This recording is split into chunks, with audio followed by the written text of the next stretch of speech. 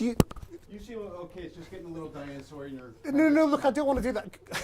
Thank you. 로버트 존 다우니 주니어는 1965년 뉴욕에서 태어났습니다.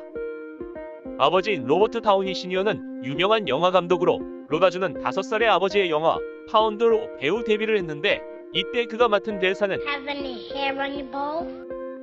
였습니다. 첫 출연 후 아버지의 영화에 몇 번 출연하며 연기자의 코스를 밟아가기 시작합니다. 1980년대 중반에는 브래팩이라고 불리는 할리우드 청춘 스타 군단에 꼭 끼던 유망주였습니다. 이 브래팩의 대표주자가 바로 톰 크루즈입니다. 하지만 로다주는 톰 크루즈 같은 또래들이 배우의 길을 걸어갈 때 그의 발목을 항상 잡던 것이 있었습니다. 그것은 바로 마약이었습니다. 로다주는 1980년대 할리우드에서 뜬 청춘 스타들인 브래팩 내에서도 마약 문제가 제일 컸던 배우였습니다. 20대 때 7년이나 동거했던 연인이자 동갑내기 배우 세라 제시카 파커는 그의 마약 중독 때문에 결국 결별했으며 친구 시온 펜이 데니스 퀘이드와 함께 그의 집에 쳐들어가 직접 마약 치료 센터에 강제로 집어넣은 적이 있을 정도로 마약은 그에게 매우 심각하고 고질적인 문제였습니다. 영화 감독이었던 아버지에게서 어려서부터 쉽게 마약을 접할 수 있었기 때문에 나는 마약의 힘으로 창의력을 높이려 하는 집안에서 자라났다는 말을 하기도 했다고 합니다. 가수 겸 배우 데보라 팔코너와 1992년 결혼하여 아들 하나를 두었지만 마약으로 인해 다우니가 반복적으로 체포되고 재활하는 과정을 겪으며 2001년 파경에 이르렀다고 하며 결국 2004년에 정식으로 이혼했습니다. 마약으로 인해 체포되어 교도소에서 썼던 일기가 있다고 합니다. 재미있는 건 영화가 마음에 안 들어서 극중 배역이 마음에 안 들어서 등등으로 허구한 날 맞았는데 그 와중에 팬이 생겼다고 합니다. 물론 그 팬한테도 맞았다고 합니다. 이렇게 계속해서 복용한 마약은 결국 그의 발목을 잡게 됩니다. 드라마 엘리의 사랑 만들기에서 엘리의 남자친구 레이폴로 출연할 당시 마약 문제로 체포되는 바람에 시즌 중반에 하차 갑자기 여주인공을 과부로 만들어버리거나 감옥과 재활치료센터를 수시로 드나들어 배우 보험료도 치솟아 영화 및 드라마 제작자들은 다우니의 뛰어난 연기력에도 불구하고 그를 캐스팅하기를 꺼려했다고 합니다. 심지어 그의 행실은 애니메이션 심슨 가족에도 나옵니다.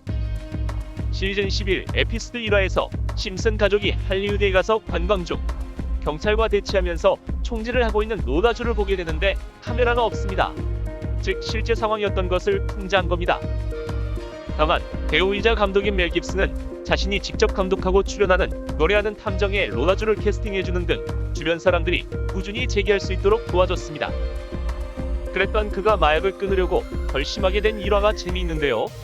어느 날 평소처럼 차 트렁크에 마약을 가득 싣고 가다가 버거킹에서 자신이 좋아하던 치즈버거를 시켜 먹었는데 그 어떤 맛도 전혀 느끼지 못했다고 합니다. 그 순간 내가 좋아하는 버거 맛도 제대로 못 느낄 지경까지 몸이 망가졌구나 하고 큰 깨달음을 얻은 다우니는 그대로 차를 몰고는 바다로 가서 트렁크에 가득 실려있던 마약을 몽땅 바다에 버렸다고 합니다.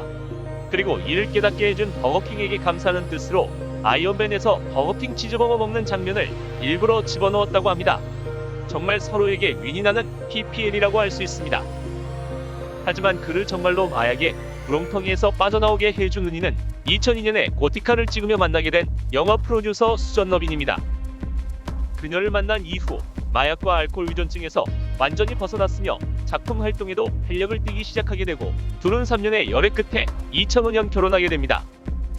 결혼 이후 배우 활동도 활기를 되찾아 키스 키스 뱅뱅, 굿나잇 앤 굿럭, 조디악 조역으로 뛰어난 연기를 보여주면서 가능성을 보이더니 아이언맨 1편으로 성공적인 재기를 하게 됩니다.